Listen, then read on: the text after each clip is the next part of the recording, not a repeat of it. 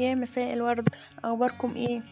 يا رب تكونوا بخير. طبعا في الفترة الأخيرة كلنا بندور على الوصفات الهيلثي، فالنهاردة هنعمل التوست بالدقيق القمح الكامل والشوفان، وإن شاء الله سهل جدا ويعجبكم. أول حاجة المقادير 2.5 كوب دقيق ومعلقة كبيرة سكر بني أو عسل ومعلقة صغيرة ملح وخميرة وبيكنج باودر وزبدة أو زيت زيتون. أول حاجة هنخلط كل المقادير مع بعضها ونعجنها كويس لمدة 10 دقايق، وبعد كده هنسيب العجينة ترتاح وتخمر لمدة ساعة.